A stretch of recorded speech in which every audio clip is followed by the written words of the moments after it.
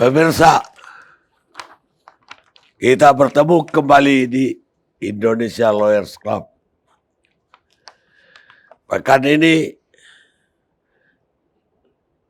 saudara-saudara kita yang berasal dari karyawan swasta, buruh, dari Jumat yang lalu dikagetkan oleh Peraturan Menteri Tenaga Kerja yang baru. Peraturan nomor 2 tahun 2022.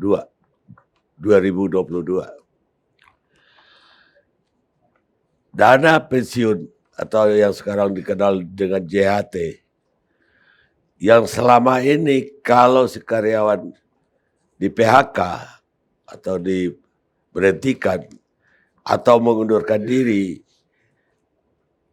itu sebulan kemudian sudah boleh dicairkan dari BPJS.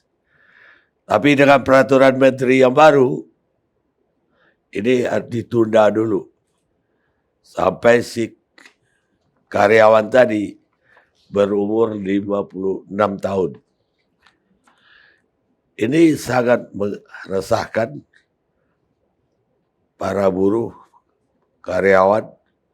Karena kalau dia diberhentikan di perusahaan pada umur 40, berarti dia harus menunggu 16 tahun lagi untuk bisa menerima uang pensiun tadi. Itu menurut peraturan yang baru. Karena itu ini diprotes oleh para buruh dan karyawan. Rabu kemarin demo terjadi di berbagai tempat. Sebetulnya usaha untuk menahan dana pensiun ini sudah pernah dilakukan pada tahun 2015. Namun karena banyaknya reaksi dan protes ketika itu, akhirnya Presiden Jokowi mencabut kembali peraturan yang sudah keluar tersebut. Tapi bagaimana dengan sekarang? Kita ingin tahu bagaimana petanya hari ini. Sebab buruh itu sebetulnya adalah elemen terpenting, bukan hanya untuk negara tapi untuk bangsa ini. Tanpa buruh tidak ada kemakmuran, kata filosof Yunani kuno Sophocles. Sekarang saya ingin dengar dari salah satu komandan aksi yang kemarin mengadakan demo, Presiden KSPI, Said Iqbal. Silakan. Baik, boleh. Boleh. Untuk bicara boleh. Bismillahirrahmanirrahim. Terima kasih Pak Karni. Jadi betul, bukan yang pertama kali bagi buruh merasakan kebijakan yang berkaitan dengan jaminan hari tua atau JHT yang menjadi kebutuhan ketika terjadi PHK. Kali pertama adalah pada waktu masa Pak Menaker Hanif dari partai yang sama dengan Menaker yang sekarang. Maka kemudian Pak Presiden Jokowi mengeluarkan peraturan pemerintah pada masa itu nomor 60 tahun 2015. Mengapa kita kalangan buruh ini membutuhkan JHT ketika terjadi PHK? Pada waktu Undang-Undang nomor 40 tahun 2004 tentang SJSN itu belum ada jaminan pensiun. Sehingga JHT termasuk sejarah kebelakangnya dia memang diorientasikan untuk hari tua memasuki usia pensiun. Waktu itu 55 tahun, sekarang 56 tahun. Tapi sekarang sudah ada jaminan pensiun. 2015 juga sudah ada jaminan pensiun. Dengan demikian, ketika terjadi shock ekonomi, apakah itu krisis ekonomi, pandemi yang berkepanjangan tanpa kepastian, wabah penyakit yang berkepanjangan, pasti secara ekonomi akan terjadi PHK di mana-mana, terutama di sektor formal. Buruh membutuhkan alat bertahan hidupnya. Kalau dia masa produktifnya di bawah 30 tahun, katakanlah antara 20 sampai 25 tahun, dia akan mudah untuk mencari pekerjaan. Tapi buruh yang rata-rata ter-PHK pada kondisi-kondisi shock ekonomi itu termasuk pada hari ini adalah usia 30-40 sampai dengan 45 tahun. Usia-usia demikian sangat sulit untuk bekerja, Bang Karni. Untuk mendapatkan pekerjaan kembali, perusahaan sangat sulit. Saya orang yang masih bekerja, jadi paham benar. Jadi kalau pemerintah ngomong atau pengamat-pengamat ngomong yang pro kepada JHT ini asal ngomong. Orang usia di atas 27 tahun itu cari kerja susah. Jangankan pandemi, jangankan krisis. Pada keadaan normal pun outsourcing dan karyawan kontrak yang diprioritaskan, mau kelas Toyota, mau kelas Panasonic, mau kelas Freeport, maupun perusahaan-perusahaan menengah bawah, tekstil, garment, itu adalah di usia pasti mensyaratkan umur maksimal 25 tahun. Sehingga orang-orang yang bekerja dan kemudian kehilangan pekerjaan di usia 30 sampai 45 tahun, sulit. Betul, dia usia produktif. Tapi lapangan pekerjaan kita kan ketersediaannya terbatas. Nah, oleh karena itu, daya tahan mereka, buffer, itu adalah JHT. Itu filosofinya.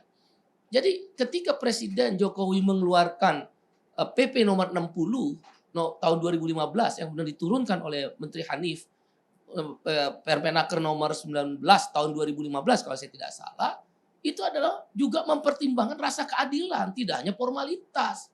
Maka dibolehkanlah JHT diambil setelah dia ter-PHK paling lambat 1 bulan setelahnya. Itu pun dalam bahasa PP tersebut adalah, karena kan di Undang-Undang nomor 40 tahun 2004 tentang SJSN, salah satu diberikan atau dicairkannya JHT pensiun. Maka di PP nomor 60 pensiun termasuk PHK. Jadi nggak ada yang dilanggar.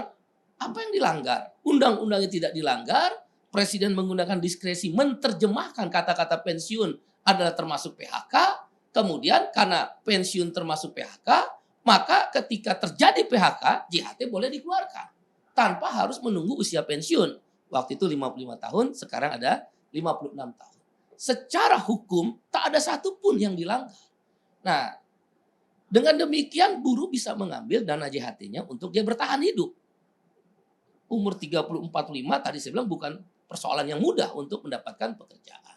Jadi rasa keadilan itu diterjemahkan oleh Presiden dengan PP nomor 60 tahun 2015. Sampai saat ini pun tidak ada masalah.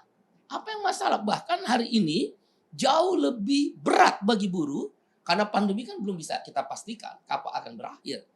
Dan pertumbuhan ekonomi yang kira-kira 3% itu kami melihat masih disumbang oleh sektor pertambangan, batu bara terutama, dan kelapa sawit.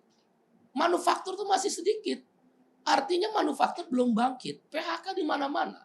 Apalagi sektor pariwisata, labor intensif, padat karya, itu belum bangkit. Ukurannya gampang. Karyawan kontrak dan karyawan outsourcing belum diserap lagi oleh pabrik-pabrik atau perusahaan-perusahaan. Itu menunjukkan tingkat PHK masih tinggi. Catatan KSPI selama 2 tahun hampir 2 tahun pandemi saja 200 ribuan yang di sektor manufaktur. Kalau kita libatkan lagi di sektor manufaktur, karyawan kontrak dan karyawan outsourcing 500 ribuan. Ini belum bangkit, baru mulai mau bangkit. Dengan demikian buruh butuh pertahanan hidupnya. Dia butuh untuk menghidupi dirinya dan dia kan ngambil tabungannya. Apa yang salah? Secara hierarkis undang-undang dibolehkan, PP nomor 60 tahun 2015 yang ditandatangani Pak Presiden Jokowi belum dicabut sebagai dasar hukumnya, dia mengambil uangnya untuk dia bertahan hidup dan itu tabungan sosial. Provident fund dalam jaminan sosial. Di banyak negara sebagai ILO governing body, pengurus pusat Badan PBB, Perserikatan Bangsa-Bangsa berkantor di Jeneva, itu lazim ketika kami diskusi di workers group di Spanyol, di Yunani, di negara Nordik, di negara Eropa, di negara Brazil, Kolombia, bahkan Malaysia, Singapura, Australia, Selandia Baru, ketika terjadi shock ekonomi, krisis ekonomi, ataupun pandemi yang berkepanjangan, ya dana sosial yang diambil. Judulnya aja social security, keamanan, jaminan. Tapi itu yang diambilkan tabungan, provident fund-nya, itu lazim. Nah kenapa kok tiba-tiba PP nomor 60 belum dicabut, Menaker mengeluarkan Permenaker nomor 2 tahun 2022. Apa motifnya? Tidak ada urgensi tentang argumentasi bahwa mengembalikan pada Undang-Undang Nomor 40 tahun 2004 berarti menteri ngelawan presiden dong. Uang PP-nya belum dicabut. Kata PP, pensiun itu termasuk di dalamnya PHK. Kalau dia PHK, diturunkanlah terjemahannya boleh ngambil pada saat PHK di Permenaker nomor 19. Terus urgensi apa mau mengalihkan undang-undang? Maka timbul spekulasi dan dugaan-dugaan di kalangan buruh. Bisa jadi benar, bisa jadi tidak benar. Tapi kami sebagai orang yang menabung, ini tabungan sosial, provident fund. Uang-uangnya buruh, bukan uang pengusaha. Pengusaha ada 3,7%, buruh 2%. Bukan uangnya pemerintah, kenapa dia atur? Udahlah tidak memberikan solusi terhadap PHK yang besar-besaran, uang tabungan mau dipakai pun dilarang. Padahal negara lain biasa termasuk IPF maupun di Malaysia maupun CBF di Singapura. Oleh karena itu Bang Karni, keputusan Menaker ini kami kecam. Bahkan buruh berpendapat selayaknya diganti nih Menaker. Udah terlalu sering menyakiti dan melukai buruh. Pertama Omnibus Law, outsourcing merajalela di mana-mana boleh. Tanpa aturan, boleh seenaknya semua jenis pekerjaan dan seumur hidup. Kontrak berulang-ulang. Yang kedua dikeluarkan ketentuan upah minimum yang juga udah pernah dibahas oleh ILC. Akhirnya kami aksi berjilid-jilid, naik upah setengah harga toilet per harinya, Rp1.250, toilet aja Rp2.000. Sekarang ujuk-ujuk ketika PHK masih merajalela, dikeluarkan JHT tidak boleh lagi diambil ketika PHK paling lama 1 bulan setelahnya. Yang berikutnya Bang Karni, harusnya menteri membedakan antara jaminan pensiun dan jaminan hari tua. Jaminan hari tua itu adalah tabungan. Dia bisa diambil kapan saja. Kalau dulu tidak bisa karena belum ada jaminan pensiun. Tapi semenjak 2011 sudah ada jaminan pensiun. Jadi tidak usah khawatir. Negara nggak usah pikirin masa depan buruh yang udah punya jaminan pensiun dengan mengiming-imingi JHT. Pensiun memang tidak boleh diambil sebelum masanya karena harus ada hitungan aktuaria. Sehingga mencukupi ada kecukupan dana ketika saya pensiun. Tapi kalau JHT, saya tabung hari ini, saya ambil hari ini juga nggak ada urusannya kan. Kan tabungan, bukan aktuaria untuk kecukupan terhadap usia pensiun. Itulah yang ditangkap suasananya oleh Presiden Jokowi. Maka JHT wajar kalau dia diambil setelah ter-PHK paling lama 1 bulan. Ya kenapa menurut Anda keluar peraturan itu? Spekulasi dan dugaan kami bisa jadi ada ketidakcukupan dana di JHT. 550 triliun kira-kira dana kelolaan BP Jam Sostek atau BPJS Ketenagakerjaan, 70%-nya itu JHT. Berarti 350 triliun. 350 triliun, 372 triliun lebih tepatnya adalah dana kelola yang fresh money. Jaminan kecelakaan kerja tidak fresh money, kematian tidak fresh money, jaminan pensiun apalagi, kesehatan pasti hilang sesuai kebutuhan. Satu-satunya fresh money jaminan hari tua. Siapa yang bisa mengukur tiba-tiba ada dramatisasi Kejagung menggeledah kantor pusat BP Jam Sostek beberapa waktu yang lalu. Menyatakan ada temuan BPK bahwa ada 48 triliun unrealized cost atau potensi kerugian dalam berinvestasi.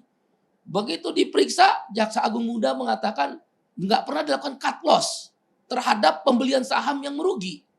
Terus enak bener uang walaupun itu unrealized cost akibat mismanagement yang tidak melakukan cut loss, pemberhentian pemberian saham-saham gorengan, walaupun sebagian dibeli LQ yang saham-saham biru, tapi kan ada 48 triliun.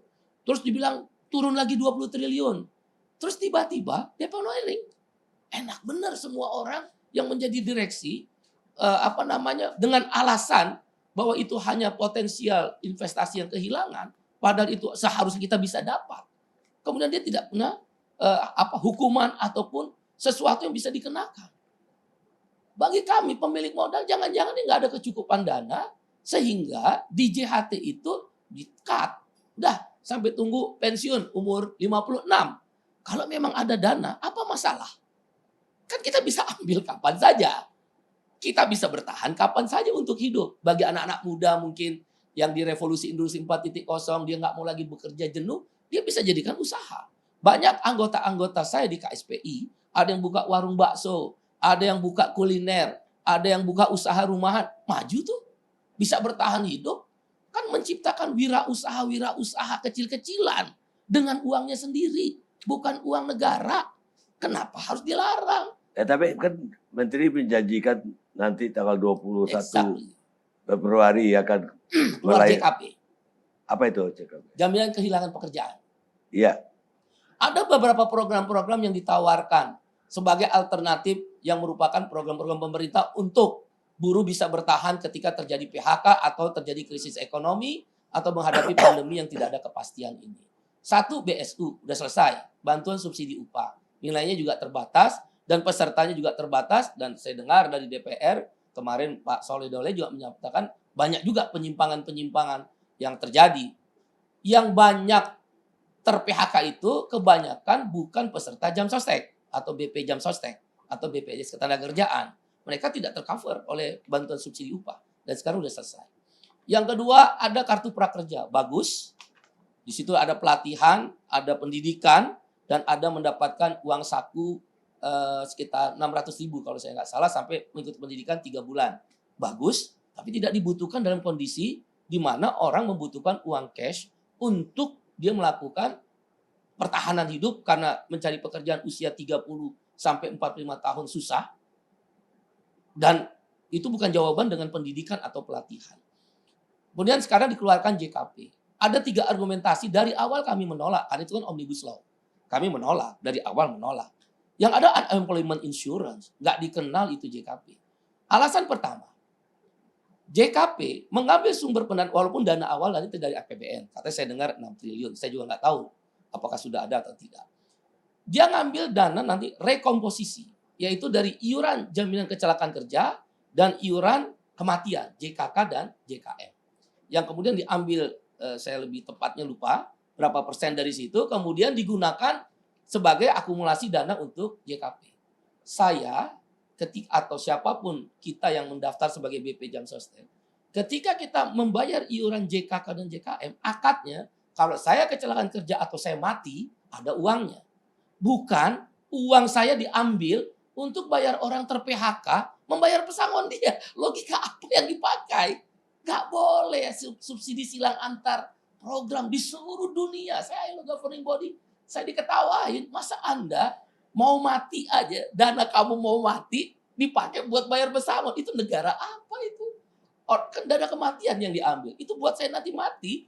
Untuk kalau saya menghadapi kematian, nah itu dipakai. Nah itu rekomposisi bertentangan dengan hukum internasional, konvensi ILO tentang jaminan sosial, dan bertentangan dengan undang-undang BPJS. Subsidi silang terhadap program dilarang. Penjara 8 tahun. Kita penjarakan nanti direksi kalau dia pakai JKP. Yang kedua, JKP itu adalah hanya 6 bulan, Bang Karni. 6 bulan, setelah 6 bulan siapa yang tanggung? Itu pun 3 bulan pertama adalah 45% dari upahnya. 3 bulan kedua, 25% dari upahnya. 25% upah tertinggi juga diambil 5 juta. Kan belum tentu 5 juta. Upah minimum juga banyak yang di bawah 4 juta di beberapa daerah provinsi. Nah dengan demikian, kalau dia 25%, saya ambil 3 bulan kedua ya, 25% dari 5 juta aja yang tertinggi upah yang dijadikan dasar perhitungan JKP, itu 1.250 kali 3, 3,8. Gimana dia mau bertahan hidup di 3 bulan keduanya? Kalau dia pakai JHT, masa kerja 3-5 tahun itu bisa 17-20 juta. Bisa untuk modal lah ya. Untuk modal usaha ataupun bertahan hidup. Nah, Baik. yang terakhir JKP juga, karena dia batasannya 6 bulan, dan kemudian hanya tidak utuh untuk mendapatkan anggarannya, membuat buruh juga ada persyaratan untuk dapat JKP. Bagaimana yang mengundurkan diri? Siapa yang membayar? Nggak boleh kan dapat JKP. Bagaimana yang resign pensiun dini? Loh, haknya kan sama. Sama-sama dia sebagai tenaga kerja. Nah, kalau dia tidak boleh JHT, mengundurkan diri atau resign karena pensiun dini, dia nggak dapat JKP. Jadi ini hanya gula-gula saja untuk menyenangkan hati buruh. Maka kami meminta Permenaker nomor 2 tahun 2022 cabut. Atau Bu Ida yang mundur aja, atau dimundurkan ngelawan presiden. Kan dia ngelawan presiden, PP nomor 60 belum dihapus kok. Pernah tahu presiden udah izinkan? Pasti dia nggak izin presiden. Oh nggak izin. Iya. Nggak mungkin dong kalau presiden kan presiden ingatkan, Bu Ida, kamu udah ini nggak revisi PP nomor 60-nya? Kan belum. Kira-kira demikian Pak. Sekarang giliran Pak Darwoto, Ketua Komite Advokasi DPN Apindo.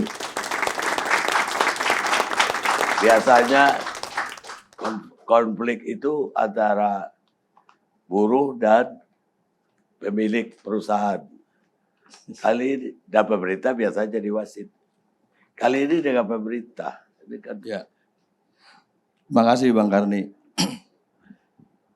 Menanggapi Permen 222 ini,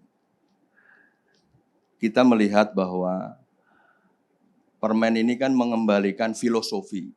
Jadi yang kita lihat ini adalah filosofi JHT itu sendiri, bahwa ini memang program untuk jangka panjang. Nah, pengusaha melihat bahwa dengan filosofi ini artinya pengusaha berharap bahwa ketika karyawannya nanti itu memasuki usia pensiun, dia mendapatkan uang yang senilai tertentu yang telah dikembangkan di BP Jam Sostek. Memang hal yang Permen 2 ini adalah mengatur yang tadinya kan biasa sebulan udah begitu ter-PHK langsung diambil gitu kan. Nah, kalau kita melihat bahwa ini sebagai program jangka panjang, tentu ini tidak baik ya, tidak baik. Kalau tadi Bang Iqbal bilang ini baik, tetapi kalau dari kacamata pengusaha ini kurang baik terhadap sistem itu sendiri. Karena kita melihat bahwa sejak Undang-Undang Cipta Kerja ini disahkan, ya itu kan di situ ada program-program yang memang sudah digulirkan. Memang ini bukan dibilang sebagai pengganti, tapi ini program tambahan yang sudah yang digulirkan oleh pemerintah. Ketika kita menghadapi krisis mulai awal pandemi ada BSU tadi betul apa yang disampaikan, tetapi untuk yang berkaitan dengan yang terkena PHK dengan program yang JKP ini kalau menurut pengusaha JKP ini program yang bagus. Ini bagus, ini awal yang bagus karena kan selama berapa tahun ini kita belum punya. Baru sekitar 70 tahun Indonesia merdeka baru ada yang namanya JKP. Meskipun ini belum maksimal, tetapi ini awal yang baik. Dan ini berlaku kan bulan ini ya, bulan Februari ini. Nah sehingga kita juga harus mengingat betul bahwa kalau tadi disebutkan sekarang banyak karyawan yang kontrak dan lain sebagainya. Nah di aturan yang baru kan karyawan kontrak itu mendapatkan setiap satu periode kontrak dia mendapatkan uang kompensasi. Nah uang kompensasi inilah yang sebenarnya bisa digunakan untuk kedepannya. Karena ini sifatnya adalah, kalau dulu namanya kan tabungan hari tua. Ya, zaman dulu namanya THT, tabungan hari tua. Sekarang namanya JHT. Nah, sehingga kita melihat bahwa ini perlu ada kesempatan yang harus diberikan kepada pemerintah supaya betul-betul program-program yang sudah digulirkan melalui Undang-Undang Cipta Kerja ini dapat dilaksanakan sehingga hal-hal kalau tadi yang dikhawatirkan dan lain sebagainya itu kita bisa diskusikan. Nah, tentu pemerintah mempunyai kewajiban bagaimana menjelaskan program-program, mensosialisasikan program-program itu kepada seluruh teman-teman di buruh. Supaya apa? Supaya tahu betul bahwa mana yang kurang bagus, mana yang sudah baik. Kalau kita selalu melihat bahwa ini tidak bagus, itu pasti nanti akan menjadi perdebatan yang terus-menerus. Ya kita memahami bahwa teman-teman dari buruh pasti memprotes masalah ini. Tetapi saya masih melihat bahwa ada celah untuk bisa berdialog, ya berkompromi yang baik. Karena dari sisi pengusaha kan tadi sebagian buruh membayar, pengusaha sebagian membayar. Nah tentu pengusaha mengharapkan ini kan nanti uangnya untuk karyawan kita yang nanti akan mendapatkan ini ketika dia pensiun. Jadi kira-kira itu Bang Karni. ya Itu yang mereka khawatirkan. Pensiun itu umur 56. Nasib saya sampai umur 56 ini gimana kalau terjadi sesuatu, misalnya tiba-tiba di PHK, Ya, tiba-tiba perusahaan bangkrut lah. ya. Tentu kalau kita sebagai pengusaha pasti harapannya itu optimis. Ya, kita optimis. Bagaimana tidak memang sekarang ini di situasi pandemi. Tetapi kita juga masih beroptimis bahwa ke depan kesempatan kerja pasti akan tumbuh. Ya, ini kerja keras buat pemerintah. Karena pemerintah harus membuktikan itu, dan kita dari sisi pengusaha melihat bahwa peluang-peluang untuk Indonesia menjadi negara yang maju itu tentu ada. Ya, bahkan menurut studi kan kita di 2030 menjadi negara apa, semua orang kita udah tahu.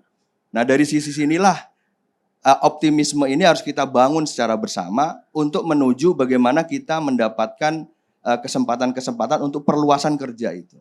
Ya, semua tentu buruh pun berpikirnya maunya optimis. Tapi jaminan ini kan kemungkinan terburuk bisa terjadi. Kemungkinan terburuknya dia dipecat duluan. Ya, Lah, tapi tidak bisa menerima lagi JAT-nya. ya kalau seandainya di PHK kan ada program JKP. Ya, itu yang dia bilang tadi. Iya, betul. Kecil sekali kan. Ya, kecil sekali memang sekarang gitu kan. Tapi kedepannya kan kita juga kalau kita berpikir optimis ya tentu kedepannya pasti akan lebih baik. Misalnya sekarang ya kita harus betul-betul mensosialisasikan kepada masyarakat kita bahwa kita ini harus melihat bahwa ini kalau uang JHT itu begitu pensiun langsung diambil ya dengan usia yang masih produktif. Ya, dengan usia yang masih produktif, ini kan sayang sebenarnya. Justru dengan usia produktif ini, ada kesempatan di dalam JKP itu. Upskilling, reskilling, ada pelatihannya. Kemudian juga ada uang saku tadi, dan akses informasi pasar kerja. Kita tahu bahwa sekarang informasi pasar kerja ini tidak terkoordinir dengan baik. Informasi kadang-kadang enggak dimunculkan. Tapi dengan siap kerja yang dikembangkan oleh Kemenaker ini, menurut kita ini hal yang baik, karena nanti setiap perusahaan wajib melaporkan lowongan pekerjaan melalui siap kerja itu. Sehingga nanti dari situ informasi pasar kerja yang mencari pekerjaan dan yang membutuh pekerjaan itu akan ada di siap kerja itu. Karena kebetulan kita juga ikut mendiskusikan bagaimana mengimplementasikan ini gitu. Karena kita lihat bahwa begitu kesempatan kerja itu ada dan dia sesuai, di situ nanti akan terjadi interaksi ya antara yang membutuhkan dan yang membutuhkan pekerjaan sama yang membutuhkan tenaga kerja. Nah, ini hal yang baik juga yang perlu juga kita support, Bang Karni. Baik, pemirsa, jika kita tidak sanggup menolong orang-orang miskin yang mayoritas, kita juga tidak akan bisa menyelamatkan orang-orang kaya yang minoritas. John F. Kennedy, kita rehat sejenak.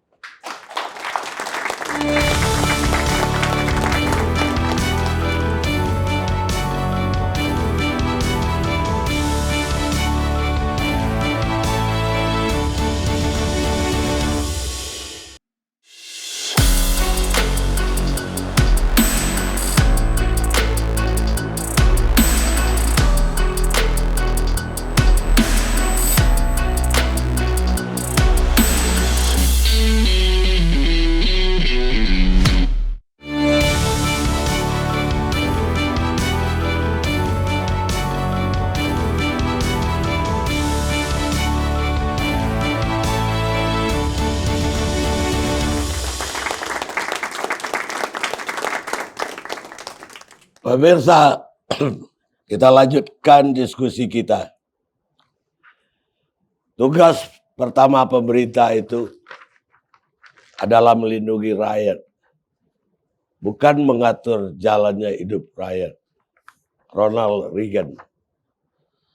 Sekarang saya ke politisi PAN, ketua fraksi Saleh Daulay.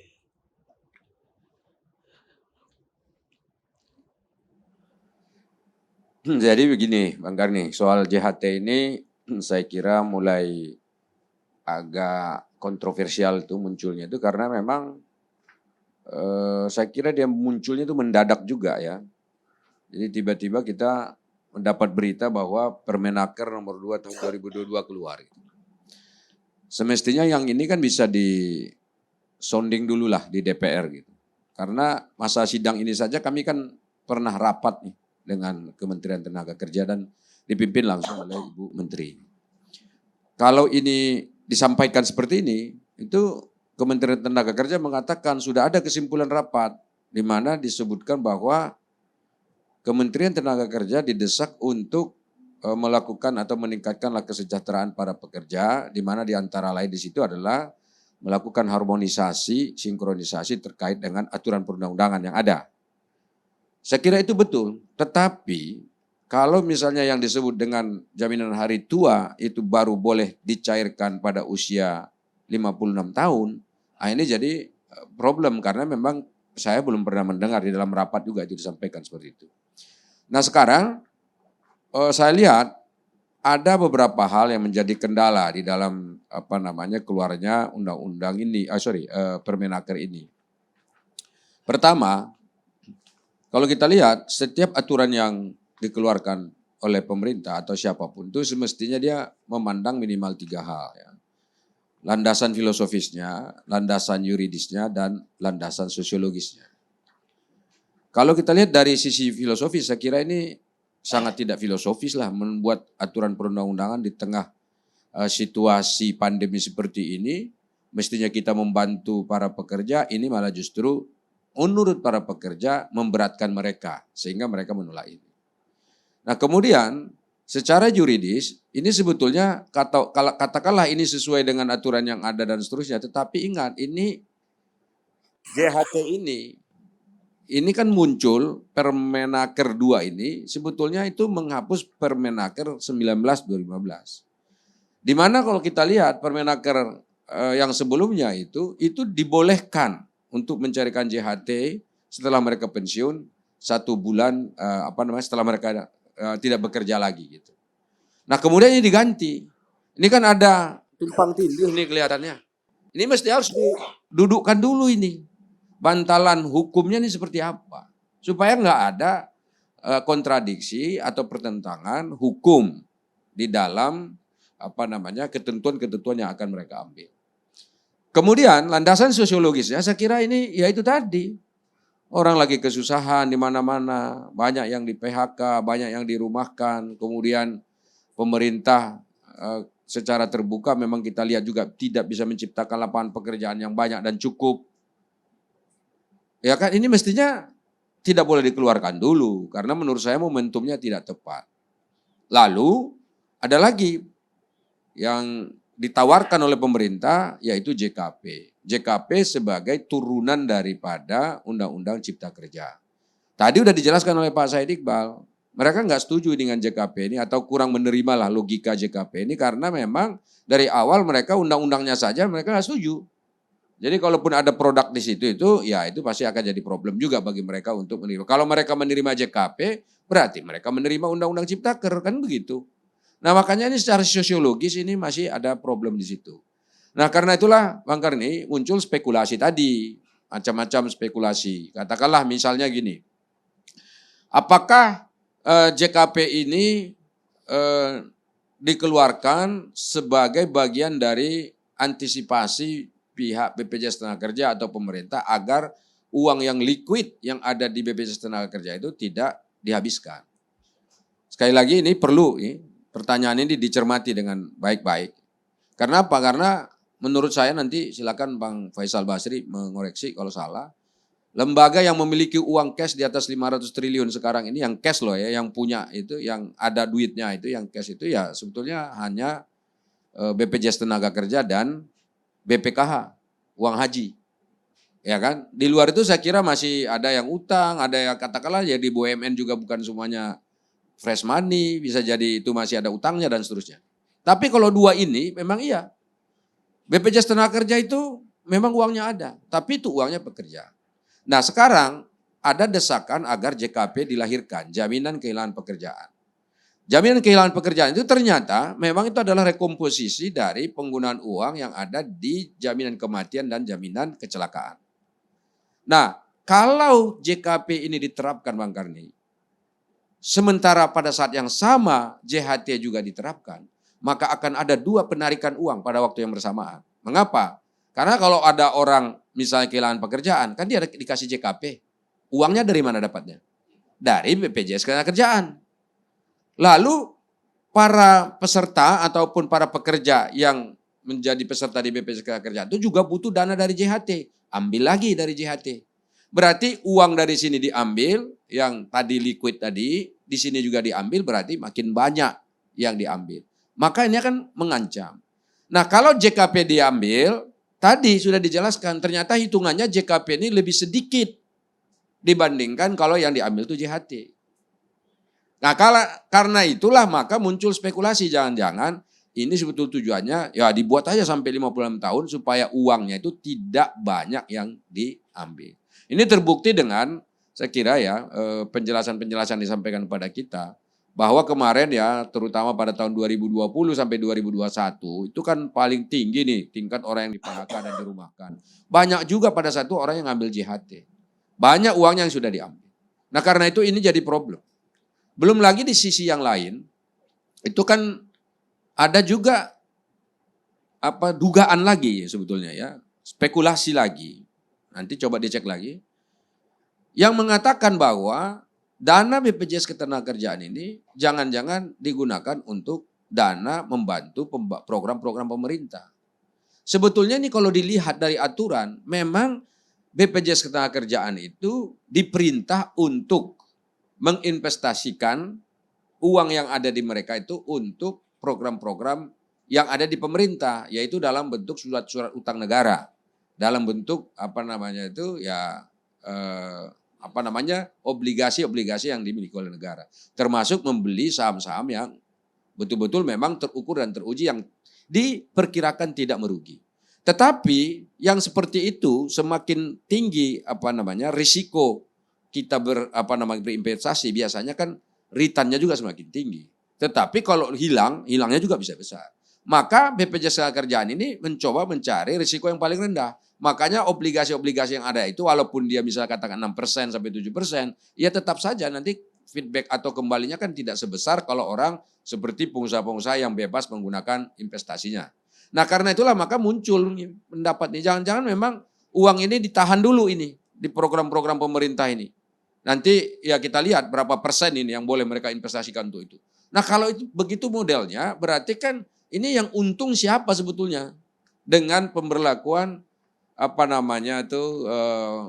JHT hanya boleh diambil pada usia 56 tahun. Jangan-jangan yang untung ya hanya BPJS sehingga lebih gampang mereka mengelola uangnya, atau juga jangan-jangan pemerintah sehingga mereka bisa mengatur di mana investasi ini bisa lama dibuat, mereka misalnya bisa mengontrol sehingga dengan demikian ini tidak sampai rush, katakanlah seperti itu. Nah, Bang Karni, saya juga merasa bahwa memang ada problem sosiologis dan psikologis ya bagi para pekerja kita. Mengapa?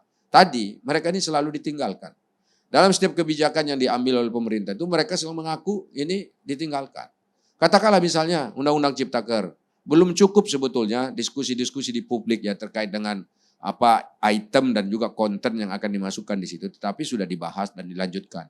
Lalu kemudian karena cepatnya proses pembuatan undang-undang itu, maka dikatakan ini ada cacat, lalu inkonstitusional bersyarat. Itu kan sebetulnya bukti. Kemudian ada lagi tadi sudah dijelaskan, ada banyak nih problem lagi, termasuk upah minimum. Kemudian ini muncul lagi JHT. Lalu saya dengar, ini kata Pak Said Iqbal, ini mereka juga nggak diikutkan untuk bicara trilateral meeting atau tripartit ya, ketika mereka memutuskan ini. Padahal khusus untuk aturan yang berkenaan dengan para pekerja, ini tripartit ini mesti harus betul-betul dikerjakan. Kenapa? Karena mereka juga tidak serta-merta menerima semua aturan yang akan dibuat oleh pemerintah. Kenapa? Karena mereka ini merasa mereka itu bekerja. Ini sejak zaman abad pertengahan sampai hari ini jadi problem. Masalah gaji, masalah kesejahteraan, masalah yang ini sekarang di era modern ini jaminan asuransi dan seterusnya ini jadi problem.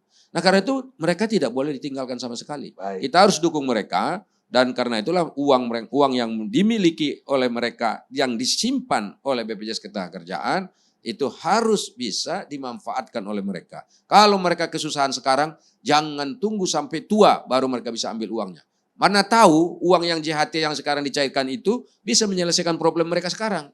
Kan ada juga orang yang investasinya walaupun 10 juta, 12 juta yang dari JHT bisa buka usaha baru. Bahkan bisa mempekerjakan orang. Orang kalau ternak ayam, Bang Karni, misalnya bikin ternak ayam saja bisa berapa ribu ekor misalnya seperti itu. Itu kan bisa sangat membantu. Iya. Nah kalau misalnya sudah nggak ada uangnya lagi memang dilarang untuk diambil lalu bagaimana mereka? Hanya dapat berapa tadi? Yang dari JKP ya katakan 1.250.000, 2.500.000 misalnya paling tinggi. Nah itu kan tentu nggak cukup. Ini yang saya kira dituntut oleh mereka sehingga ini jadi problem. Dan mudah-mudahan ya nanti saya kira ya Menteri Tenaga Kerja tidak usah malu-malu lah untuk mencabut Permenaker ini kalau memang banyak penolakan. Karena soal Permenaker TKA saja, ya tenaga kerja asing saja itu pada periode yang lalu 1 bulan bisa berganti 2 kali, Bang Karni. Ya kan? 2 kali diganti. Jadi kalau misalnya bisa itu ya di sini pun bisa juga. Ya kan? Kan tidak mesti harus ini. Mudah-mudahan lah ya. Karena situasinya sekarang tidak memungkinkan sama sekali. Baik. Kasihan mereka. Makasih. Tadi dibilang bahwa yang liquid itu salah satunya BPJS. Artinya ada dana cash lah, ada liquid. Apa iya kalau dana itu udah dipakai untuk sun misalnya, beli obligasi, itu kan 20 tahun lagi baru bisa dicairin. Jadi ya tepatlah kalau mereka disuruh nunggu sampai 56 supaya 20 tahun lagi baru duitnya keluar. Jadi Bang Karni kalau yang dimaksud liquid di sini itu memang tidak semua uang itu boleh diinvestasikan. Tetap harus ada yang memang Disisain. yang betul-betul bisa diambil kapan saja. Nah ini yang sisa ini yang dikhawatirkan nggak cukup. Jika suatu waktu nanti ternyata pengambilannya besar. Nah kalau ini nggak cukup, ya itu tadi terpaksa yang diinvestasikan tadi dilirik untuk diambil. Sementara dalam aturannya kan cut loss-nya enggak boleh. Kalau cut loss kan berarti rugi. Ya kan kalau rugi kan ada penalti segala macam itu. Dan tetap aturan itu berlaku. Karena memang kalau investasi ya bisnis. Begitu loh. Jadi karena itulah ini jadi problem nih. Saya jujur saja soal keuangan nggak begitu mengerti. Tapi penjelasan yang saya dengar dari BPJS Tenaga Kerja begitu. Ada tetap uang yang cair itu. Tapi pasti tidak akan cukup sebesar kebutuhan para pekerja jika misalnya JKP diterapkan pada satu sisi, kemudian JHT juga diterapkan. Karena kan akan ada 2 nih pembayaran, sisi kiri, sisi kanan. Orang kan nanya saya Bang Karni, ini kalau begitu gini aja deh, ini kan JKP sudah bisa menggantikan JHT gitu. Lalu saya bilang, kenapa enggak JKP kita terapkan? Ya kan bagus tuh JKP sebetulnya kelihatannya. Lalu JHT juga kita terapkan. Jadi orang boleh ambil JKP pada saat yang sama, juga boleh mengambil JHT. Kalau misalnya JHT-nya dia mau tunggu, udahlah saya nanti JHT saya ambil 56 tahun lah. Nanti setelah saya tua. Enggak apa-apa juga. Ini kan orang gini loh. Ini kan kalau yang namanya jaminan hari tua itu diambil sekarang, itu bukan jaminan hari tua namanya. Itu namanya jaminan hari muda. Pertanyaan saya, itu kan JHT sama dengan pensiun sebetulnya. Agak-agak mirip lah. Bedanya kalau pensiun dibayar bulanan. Kalau JHT dibayar gelondongan kan gitu. Iya. Nah tapi kan sama saja ngambilnya kan nanti. Iya kan? Nah kenapa enggak yang nanti itu boleh dipakai sekarang untuk dimodalkan untuk bagaimana merubah nasib mereka. Memang jika pada situasi sulit itu bisa dilakukan. Dan saya kira para pekerja ini juga ngerti kok sebetulnya apa yang terjadi ini. Mereka tahu kok uang mereka itu. Kalau nggak tahu uang mereka ngapain mereka turun ke jalan. Ngapain mereka teriak-teriak. Mengapa konfederasi dan juga serikat pekerja ribut. Justru karena mereka pahamlah terkait masalah ini. Sehingga mereka menuntut hak-haknya gitu loh. Ini apa dasarnya negara bisa mengelola uang buruh sama uang pengusaha tadi? Nah sebetulnya kan kalau soal dasar negara mengelola ini semua itu tentu mulai dari Undang-Undang SJSN. Di dalam Undang-Undang SJSN itu kan memang sudah diatur bahwa setiap warga negara kita ini memang harus diberi perlindungan dan jaminan sosial. Lalu turunannya, bukan, ada lagi Undang-Undang BPJS. Undang-Undang BPJS itu ada dua bagian di situ. Ada undang-undang yang berkenaan dengan BPJS Kesehatan, ada undang-undang yang berkenaan dengan BPJS Ketenagakerjaan. Nah, hari ini yang kita soal ini adalah soal BPJS Ketenagakerjaan. Di situ ada aturan-aturan, Bang Karni. Termasuk diantaranya disebut bahwa kemarin itu jaminan itu ada 4. Jaminan kematian, jaminan kecelakaan, jaminan pensiun, jaminan hari tua. Ini yang 4. Nah, inilah dasarnya untuk mengelola uang-uang ini. Ya kan, uang dari para pekerja. Nah, sekarang ada Undang-Undang Ciptaker yang baru. Disisipkan ini satu pasal, bukan satu pasal sih, satu aturan, satu klausul, yaitu terkait dengan jaminan kehilangan pekerjaan. Maka sekarang ada 5 jaminan ini yang diatur di dalam undang-undang dan peraturan kita yang diperuntukkan untuk bagaimana melindungi para pekerja. Ini tujuannya seperti itu. Nah, sementara yang tadi khusus untuk misalnya masalah kesehatan para pekerja, bagaimana mereka bisa punya rumah, bagaimana yang lain-lain itu juga belum selesai. Bagaimana menciptakan lapangan pekerjaannya juga belum selesai. Mengapa pemerintah tidak fokus misalnya mencarikan bagaimana supaya dunia kerja kita bergairah, lapangan pekerjaan bisa tumbuh, sehingga kalau mereka sudah bekerja, ya nggak perlu cairkan JHT.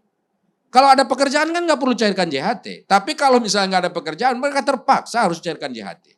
Nah kan mestinya kan itu, solusinya ya cari dulu lah misalnya lapangan pekerjaan. Saya kira lapangan pekerjaan investor saja hari ini juga masih belum berani untuk jor-joran memasang atau menginvestasikan uangnya di Indonesia. Ya karena situasi COVID yang sekarang belum jelas kapan akan selesai ini.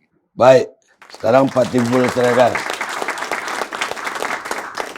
Koordinator Advokasi BPJS Watch. Ya, jadi begini Bang Karni, jadi sejarah lahirnya JHT itu kan adanya PP 33 tahun 1977. Dulu namanya Asuransi Tenaga Kerja. Di dalam salah satu pasal, 2 pasalnya disebutkan JHT, tabungan hari tua ini, THT ini diberikan pada usia 55, pada saat meninggal dan pada saat pensiun. Jadi 3 itu tidak mengatakan PHK. 77 berlaku sampai lahirnya Undang-Undang 3 tahun 92 yang diturunkan dengan PP 14 tahun 93. Jadi 77 ke 93 itu ada 16 tahun. Dalam posisi tabungan hari tua ditaruh 1,5% dari pengusaha, 1% dari pekerja, terus ditaruh dan tidak boleh dicairkan dengan PHK. Pertama, masuklah Undang-Undang 3 tahun 92 tentang jam sostek. Dan dalam salah satu pasalnya, pasal 14 dan pasal 15 disebutkan. Pasal 14, JHT bisa dicairkan dengan 3, meninggal, cacat total, dan pensiun. Tidak menyebut PHK. Di pasal 15-nya disebut dalam kepesertaan tertentu, masa kepesertaan tertentu bisa dicairkan. Nah, diturunkanlah PP 14 tahun 93. Ditetapkan 5 tahun plus 1 bulan, plus 6 bulan, mohon maaf. Nah, ketika tahun 1998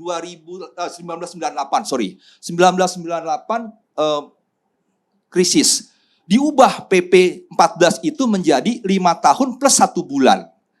Setelah PHK diambil 1 bulan kemudian. Tapi masa kepesertaannya 5 tahun. Nah, akhirnya terus berjalan sampai lahirnya Undang-Undang 40 tahun 2004 yang terimplementasi di 1 Juli 2015. Nah, pada saat itu memang saya tahu sendiri tuh diceritakan oleh direksi BP Jam Sostek waktu itu bahwa lahirnya PP 46 tahun 2015 sebagai turunan dari Undang-Undang 40 tahun 2004 adalah mengacu pada pasal 35 dan pasal 37. Pasal 35 mengatakan JHT bisa dicairkan dalam 3 kondisi sama.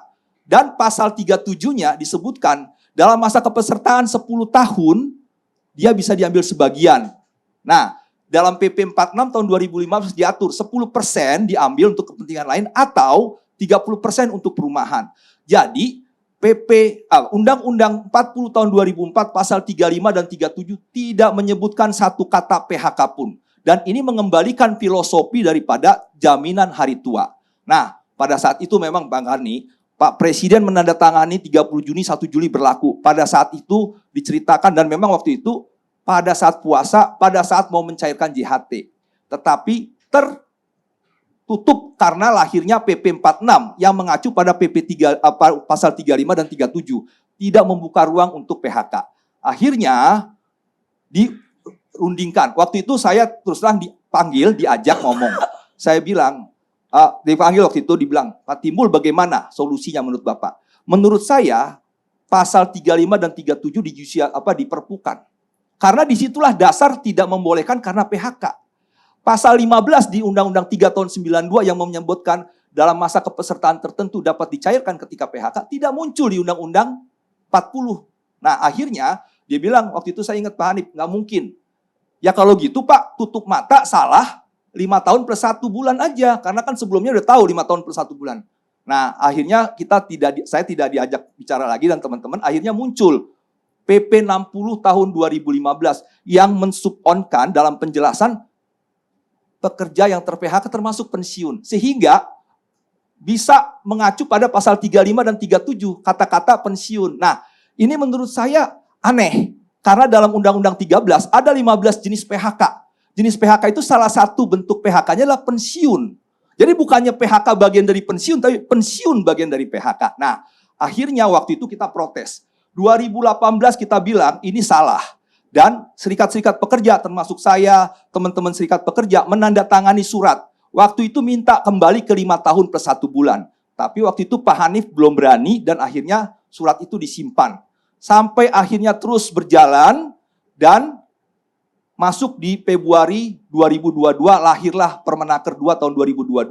Nah, ketika membaca Permenaker 2 tahun 2022 yang merevisi Permenaker, menghapus Permenaker 19 tahun 2015 yang tidak membolehkan lagi PHK mengambil kemudian 1 bulan kemudian, itu saya memaknai dikembalikan kepada filosofi. Jadi, secara filosofi di Konvensi ILO 102 tahun 52, Pak Karni, disebutkan ada 9 jenis jaminan sosial. Kita baru mengadopsi 5 dan ditambah 1, 6. Nah, jaminan kehilangan pekerjaan itu bagian dari Konvensi ILO 102. Korea Selatan sudah lama, Jepang sudah lama, paling lama. Malaysia baru 2018, Laos, Vietnam, dan sebagainya. Nah, artinya ketika Permenaker ini dimunculkan, memang JHT dikembalikan kepada filosofi. Susenas 2020 mengatakan masyarakat miskin kita banyak di kelompok lansia, Bang Karni. Sehingga pasal 35 dan 37 secara filosofis mengatakan, hei pekerja, ketika lansia nanti, ketika 56, jangan miskin. Pemerintah negara memberikan 2 jaminan. Jaminan pensiun dan jaminan hari tua. Jaminan pensiun bersifat lamsam. Manfaat pasti. Setiap bulan dapat seperti pegawai negeri. Jaminan hari tua dikasih lamsam. Nah, beda fungsinya. Satu untuk bagaimana dapur bisa ngembul, jaminan manfaat pensiun. Yang satu bagaimana untuk usaha, mau pergi wisata, mau pergi umroh dan sebagainya. Itu uang-uang buruh kan gitu. Ini nah, boleh sehingga ditanggapi nggak, Bang Karni, diperjelas dulu. Sebelum jauh. Nah, enggak gini. Nah, terus kemudian dikembalikanlah kepada filosofinya bahwa hari tua itu adalah untuk kesejahteraan Anda. Nah, kemudian waktu 2018 kita belum berani memang merevisi 19 Permenaker karena belum ada bantalan. Nah, akhirnya sejak Februari 2021 muncullah jaminan kehilangan pekerjaan yang sudah diiur terus 12 bulan sampai Februari 2022. Secara hukum boleh berjalan dan memberikan manfaat. Nah, jadi pada saat Permenaker 2 2004 yang nanti tanggal 4 Mei itu berlaku, memang sekarang masih Permenaker 19.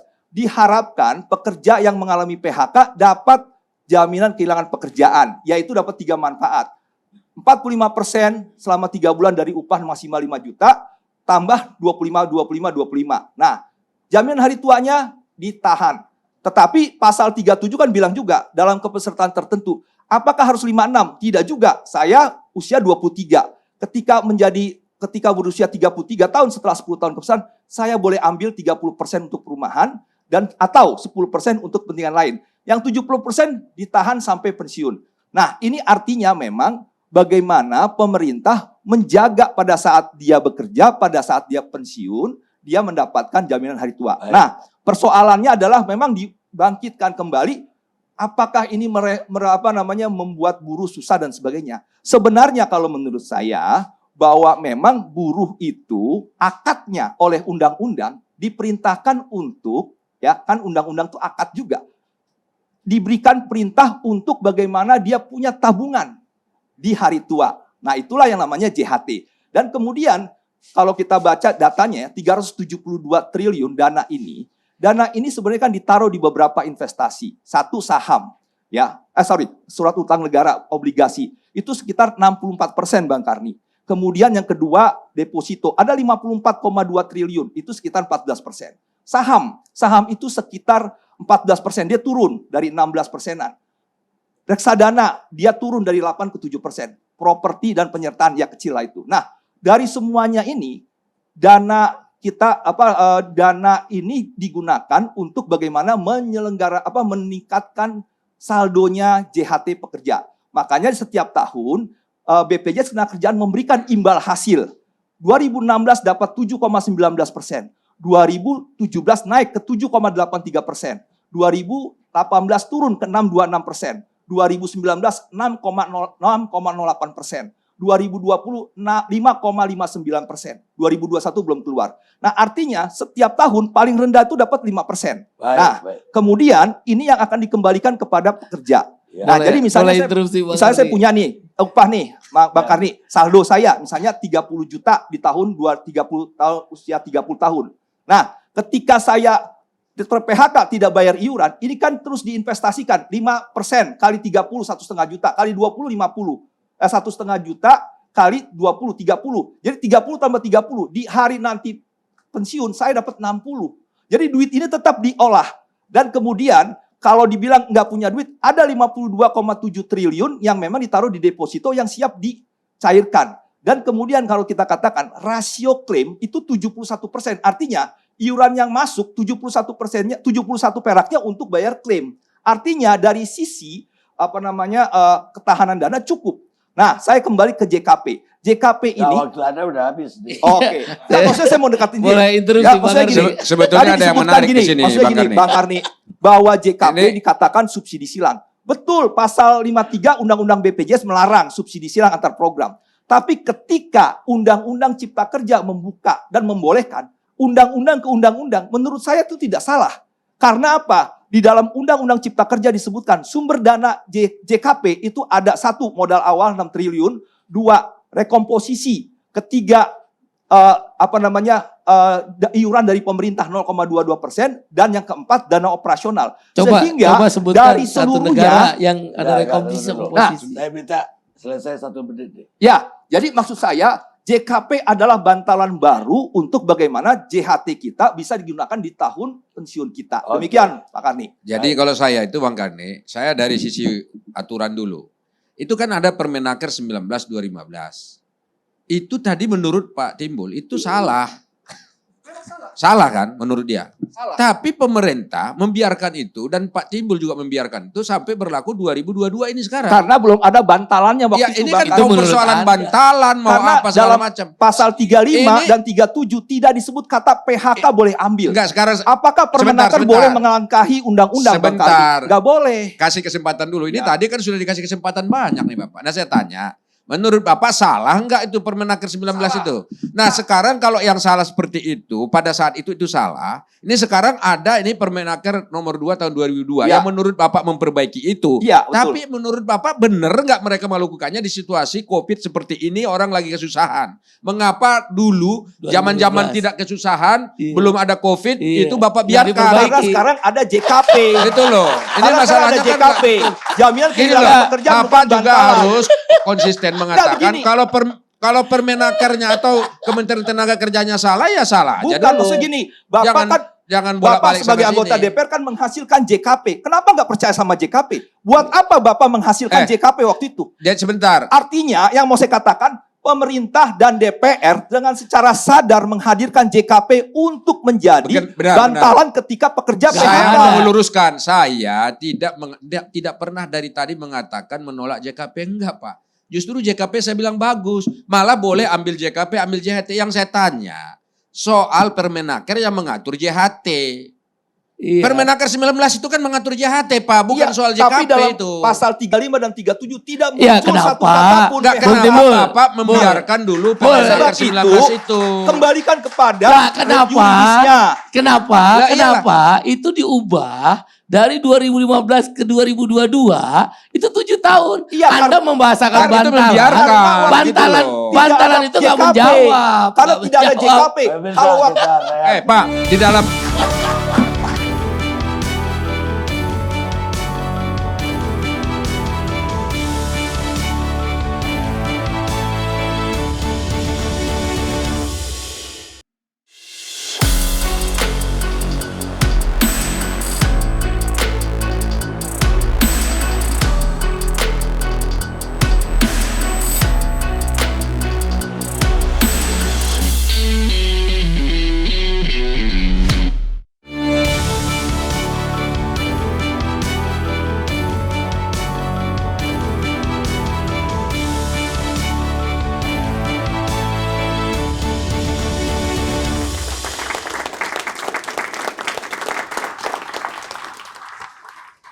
Pemirsa, kita sampai segmen terakhir dari diskusi kita. Tragedi terbesar rakyat miskin itu adalah aspirasi mereka jarang didengarkan. Adam Smith, Bapak ekonom dan Bapak kapitalis juga. Sekarang ekonom senior, Faisal Basri. Terima kasih Bang Karni. Tentu saja pertama kita bersyukur sudah punya sistem jaminan sosial nasional yang sudah puluhan tahun merdeka, tidak ada yang lebih komprehensif. Namun harus kita akui bahwa sistem ini masih lemah. Karena apa? Iurannya ya kecil. Jadi tergolong sangat kecil dibandingkan dengan negara-negara tetangga ya. Sehingga berapapun yang terkumpul itu relatif tidak bisa membuat masa tua kita bisa menikmati gitu. Kita bisa menikmati masa tua kita. Saya orang yang sudah pensiun saya 3.400.000 rupiah. Kemudian waktu saya pensiun dini 2012, kata bagian kepegawaian itu ada uang tabungan untuk perumahan. Bisa diambil karena saya sudah pensiun 2.800.000, down payment-nya aja enggak bisa. Nah, jadi tantangan utama negeri ini adalah bagaimana meningkatkan iuran dari sekitar 10% ke 20%. Itu dulu. Dari 10%-an ke 20%-an tentu saja sumbangan perusahaan harus lebih besar. Di mana-mana sumbangan perusahaan harus lebih besar. Nah, itu yang tidak terjadi di dalam undang-undang omnibus karena yang dikasih 100% perusahaan gitu. Pajaknya dikurangi dari 25 ke 22 dan dikurangi lagi ke 20 walaupun tidak jadi. Sementara hak-hak buruh dilucuti. Nah, dikasihlah iming-iming namanya jaminan kehilangan pekerjaan yang dananya belum jelas waktu itu. Ya, dananya dari APBN atau diambil dari rekomposisi dan sebagainya. Plus tadi yang ada kalau PHK ada dana penyesuaian lah dari perusahaan begitu.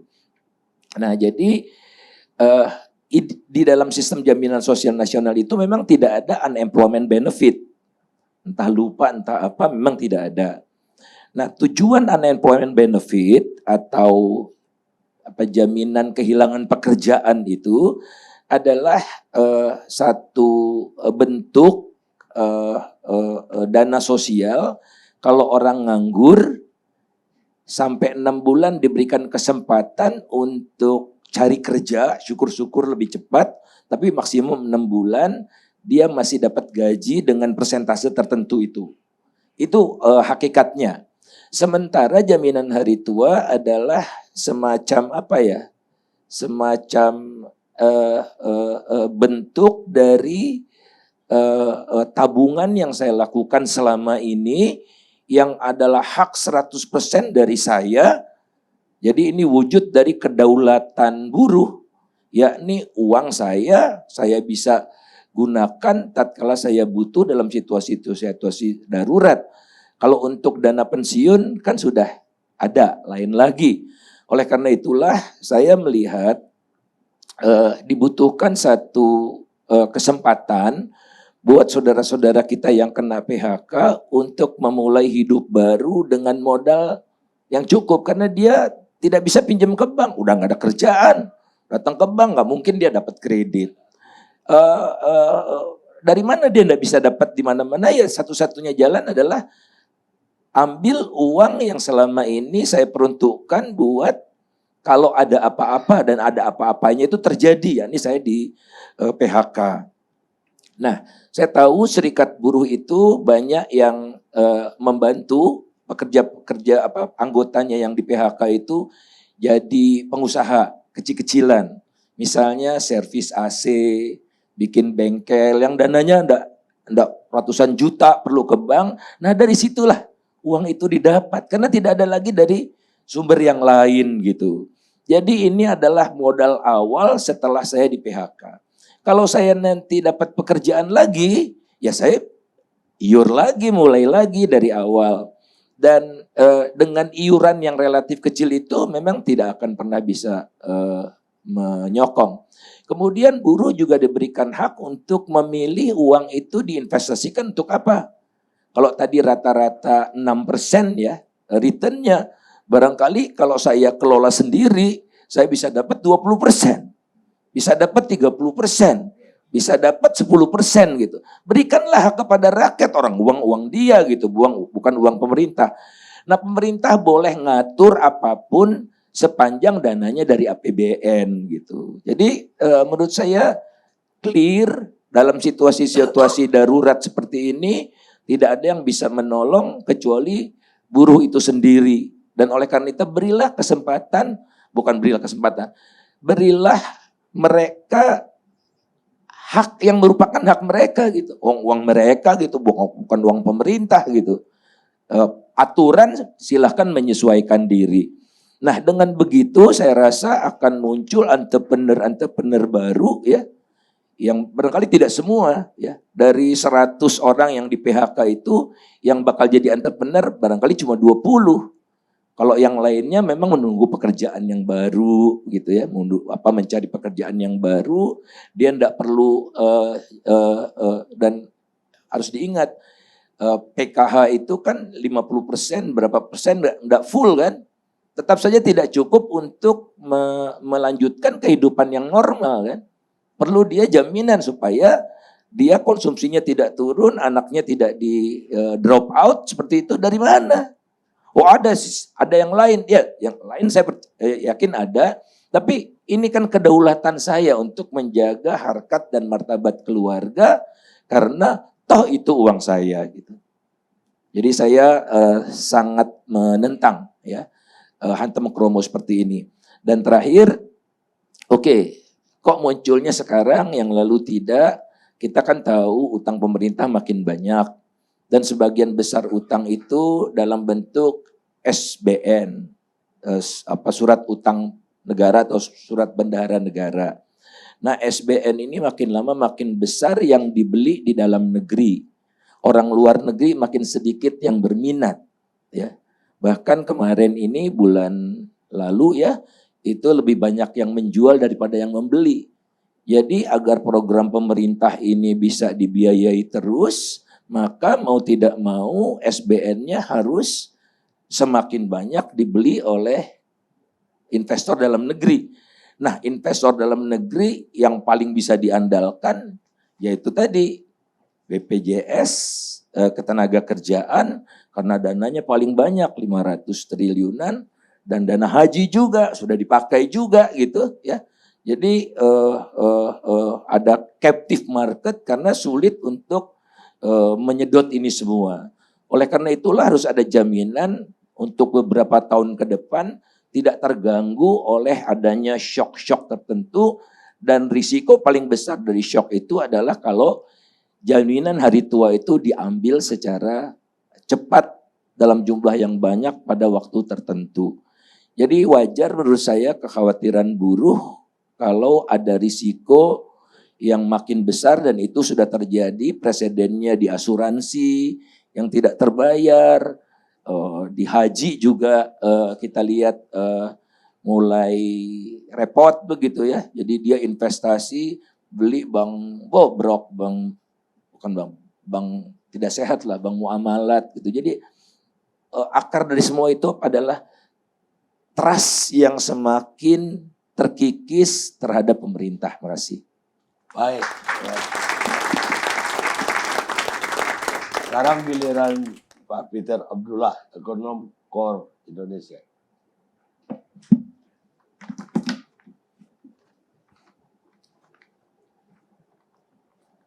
Terima kasih Bang Karni. Ya, sebelumnya saya ingin mengamplify tadi apa yang disampaikan oleh Bang Faisal Basri.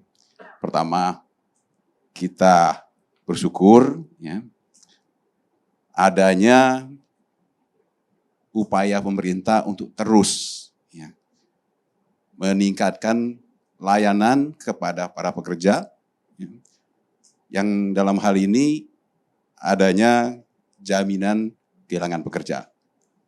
Dan itu adalah upaya yang serius dari pemerintah, ya. Terlepas dari masih adanya kekhawatiran kita bagaimana jaminan kehilangan pekerjaan ini bisa efektif nanti. Tetapi niat baiknya sudah ada. Ya, itu saya ingin mengamplify apa yang disampaikan oleh Bang Faisal Basri. Ini adalah niat baik.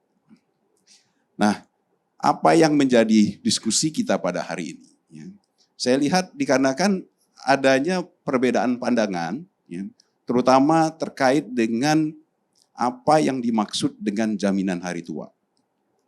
Karena tadi yang termasuk juga disampaikan oleh Bang Faisal Basri yang terakhir, ini uangnya para buruh, uangnya para pekerja. Nah, ini yang mungkin perlu kita sama-sama kita coba kita cermati. Ya. Bang, ini kita tahu bahwasanya dulu namanya ini tabungan hari tua. Tapi kemudian berubah ya Bang Timul ya, berubah menjadi jaminan hari tua. Ini ada alasannya kalau menurut saya mengapa dia berubah nama. Ya. Karena ini untuk memberikan ya, pemahaman, pengertian, ini bukan tabunganmu. Ini adalah jaminan untukmu. Ya. Dan kalau tabungan, ya, kita yang sebutkan, ini tabungan kita, uang kita, itu adalah tabungan yang benar-benar kita sisihkan, kita tabungkan. Tetapi ini adalah sebuah program yang memberikan jaminan ketika kamu orang tua nanti, kamu memiliki sesuatu, simpanan, ya, tabungan yang bisa kamu pergunakan. Berbeda dengan tabungan yang benar-benar kita tabung. Nah, perbedaan itu salah satunya juga dari sumbernya. Saya kira tadi juga dari pihak pengusaha sudah menyampaikan. Ini adalah amanah dari pengusaha. Sebagian dari uang itu adalah dari pengusaha. Dan amanahnya adalah uang ini akan diberikan ketika kamu ketika kamu tua. Ya. Filosofi ini saya kira juga perlu kita pahami. Ya. Karena kalau kita tetap kita pada sudut pandang kita sendiri-sendiri, ya bahwasanya inilah tabungan yang benar-benar kita adalah yang kita tabung dan oleh karena itu kita berhak sepenuhnya untuk menggunakannya. Wah, ini akan membuat diskusi kita tidak akan pernah menemukan titik temu. Ya. Satu lagi yang kenapa saya meyakini bahwasanya ini berbeda dengan tabungan. Ini adalah program jaminan. Nah, ini kita bandingkan misalnya dengan jaminan kesehatan. Ini kan sama, ini di dalam kerangka security untuk pekerja. Satu jaminan kesehatan, ya, satu jaminan ketenaga kerjaan yang sama-sama diberikan kepada tenaga kerja. Kalau di jaminan kesehatan sama kan? Sebagian itu dari uang kita juga, dari uang pekerja. Sebagian dari pengusaha, benar ya Pak? Tetapi karena ini adalah program jaminan, diberikan ketika kita sakit. Sama, uang kita dan uang pengusaha yang disampaikan, yang kita pergunakan ketika kita sakit. Kan kita tidak bisa mengatakan, ini uang tabungan saya. Oleh karena itu saya bisa dong ambil kapan saja.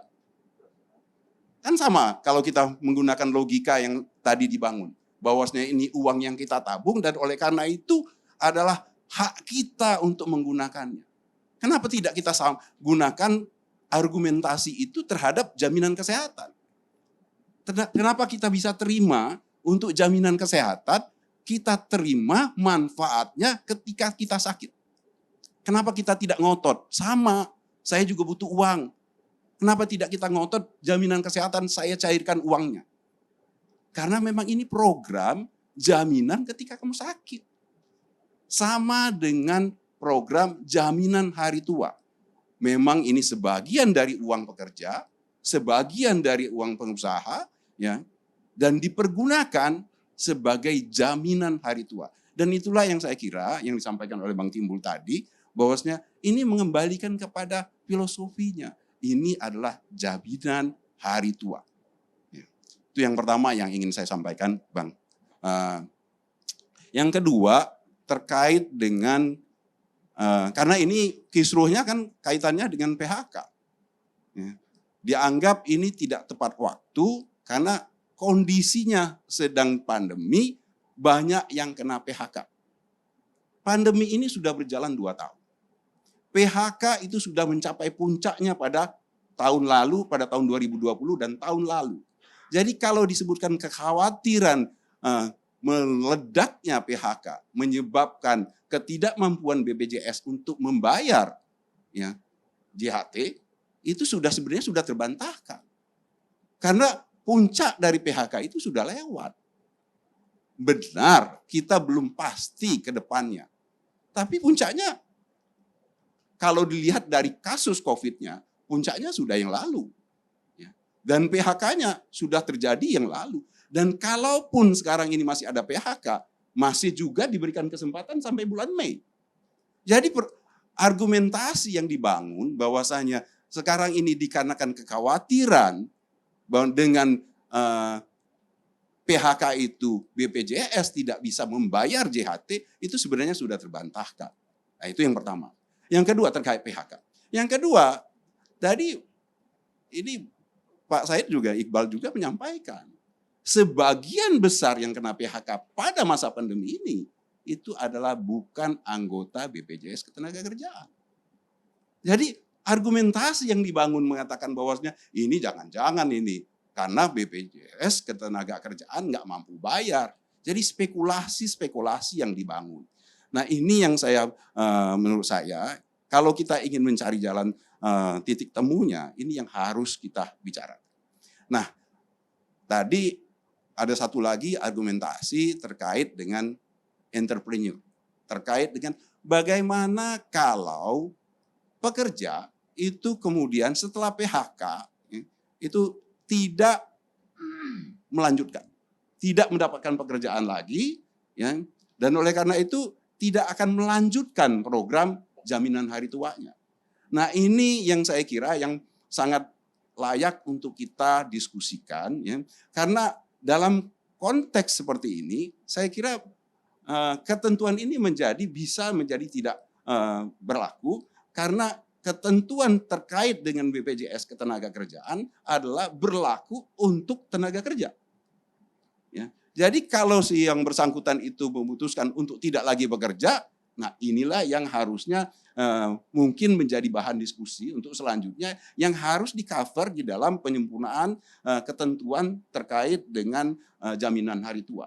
Yaitu ketika yang bersangkutan sudah tidak lagi menjadi pekerja, yang berarti dia bukan lagi menjadi objek dari ketentuan BPJS Ketenagakerjaan, karena BPJS Ketenagakerjaan itu kan mensyaratkan, mewajibkan dia ikut BPJS Ketenagakerjaan ketika dia menjadi pekerja.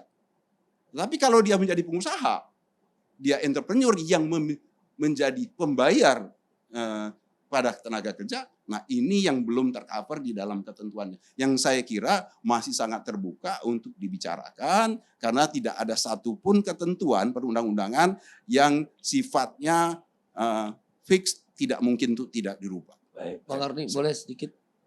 Boleh. Oke, yang pertama tidak benar PHK sudah berkurang. Kita baru nanganin kasus di tekstil, PT Lawe, di Boyolali, di Bandung, dan di Tangerang. Hampir 35.000 orang ter-PHK. Dan di industri-industri komponen, catatan KSPI terima sedang kami tangani adalah hampir 27.800 orang PHK. Jadi tidak benar kalau puncak PHK itu sudah berlalu. Ancaman PHK masih ada. Oleh karena itu menjadi penting sekali lagi JHT adalah sebagai buffer. Dan saya ingin bilang apa yang disampaikan oleh Bung Timbul di beberapa negara tadi ada semacam JKP tapi tidak rekomposisi. Yang dipersoalkan oleh buruh, kenapa dia menolak JKP ada rekomposisi. Saya niatnya bayar kecelakaan kerja dan kalau saya mati, tiba-tiba suruh bayar orang pesangon orang lain. Akal sehat kita nggak akan masuk. Jadi beberapa negara yang menerapkan JKP itu ada macam-macam namanya. Termasuk adalah unemployment insurance. Itu biasa di negara Nordik, Eropa dan sebagian Australia dan Selandia Baru. Oleh karena itu rekomposisi itulah yang kita tolak. Atas dasar apa negara mengambil iuran kami? Diskusi nggak pernah. Kemudian juga dialog nggak pernah. Digunakan dasar omnibus law. Maka kita tolak. Oleh karena itu yang sekarang dibutuhkan buruh adalah memastikan bukan kepastian dia melanjutkan pekerjaan atau tidak. Memastikan dia bisa bertahan hidup atau tidak dengan dana yang ada. JKP hanya sepertiga dari JHT kalau kita menghitung bagi seorang buruh yang bermasa kerja 5 tahun. Karena itu JHT adalah tetap menjadi buffer. Kecuali timingnya. Kita diskusi tentang yang Bung Timbul ceritakan tadi dan Pak Peter ceritakan, situasi normal. Ini situasi nggak normal. Dan anehnya, kenapa harus sekarang? Kan akhirnya spekulasi itu muncul. Jangan-jangan investasi fresh money dari JHT itu keluar banyak, kemudian sisanya ini udah mulai mengkhawatirkan. Karena tidak ada kepastian di tengah pandemi ini berapa tingkat PHK. 50.000 yang sekarang kami tangani totalnya orang PHK. Itu membutuhkan semua JHT. Andaikan cerita Bung Timbul itu cerita indah, nggak akan ada reaksi keras dari buruh tentang JHT-nya. Mereka bereaksi keras pada usia rata-rata kita tangani 45 tahun ya. Usia yang kita tangani di buruh-buruh tekstil dan garment, ibu-ibu. Mereka bereaksi keras. Kok tabungan kita aja nggak boleh? Kalau dibilang salah, PP-nya masih ada. Kita bisa berdebat tentang argumentasi hukum. Tapi PP-nya masih ada. Presiden masih memberikan ruang. Oleh karena itu alangkah arif Bu Ida itu sebelum dia keluarin Permenaker, dia menghadap Presiden. Dia minta arahan Presiden, boleh nggak PP 60 itu dijadikan dasar. Nah bagi buruh karena PP-nya masih ada. Kemudian kebutuhannya masih mendesak. Dan rata-rata 50.000 anggota kami yang sekarang dalam proses PHK di beberapa daerah itu, mereka ada umur 45 tahun, ibu-ibu. Nggak mungkin dia mencari pekerjaan lain. Coba gunakan hati nurani dan akal yang lebih sehat lah. Baik. Kecuali nanti situasi sudah mulai normal. Demikian Bang Karni. Ini boleh tambahkan sedikit ya Bang Karni? Untuk menanggapi ini tadi saya takut ada salah pemahaman ya. Tadi ada analogi yang membandingkan jaminan kesehatan dan jaminan ketenagakerjaan. Itu berbeda. Jadi menurut saya itu sesuatu yang sangat berbeda sekali. Kalau orang sakit memang ya pasti harus butuh pengobatan dan negara itu menurut aturannya nggak boleh lagi ditinggalkan. Siapapun orang sakit harus boleh berobat ke rumah sakit. Kalau dulu kan siapa yang punya duit yang bisa datang ke rumah sakit. Sekarang sudah ada undang-undangnya, semua orang harus masuk peserta BPJS. Maka ada namanya peserta PBI, penerima bantuan iuran. Itu jumlahnya besar, 108 juta orang, 96,8 juta orang. Besar sekali itu. Dan itu tidak dibebani biaya apapun, negara memberikan uang untuk itu. Nah bedanya dengan BPJS Tenaga apa? Kalau yang tadi jaminan hari tua, ya dia memang lagi kesulitan. Dan dia itu tiap hari butuh makan. Kalau orang yang sakit tadi, ya kan nanti mungkin dirawat seminggu udah pulang. Selesai urusan dia. Tapi kalau orang nih jaminan hari tuanya nggak ada, dia berapa bulan dia nggak dapat. Buktinya JKP yang memberikan spare waktu sampai 6 bulan kok. Ya kan berarti kan selama 6 bulan itu diakui orang akan kesulitan. Nah, maka karena itu ini tidak tepat sekali kalau membandingkan jaminan kesehatan dengan jaminan ketenagakerjaan tadi. Jadi mudah-mudahan ini bisa supaya pemahaman kita jangan salah, karena undang-undangnya ini kan satu, tapi dibuat dua di dalamnya itu. Memang beda babnya, pasalnya juga berbeda. Baik, terima kasih. Pemirsa, modal adalah hasil kerja para buruh. Dengan modal bisa menggaji buruh untuk produksi lebih lanjut. Tapi sesungguhnya buruhlah modal utama sebuah perusahaan dan tiang utama perusahaan tersebut. Karena itu majikan para pemilik modal sesungguhnya adalah buruh. Henry George, ekonom politik Amerika. Kita ketemu ALC yang akan datang.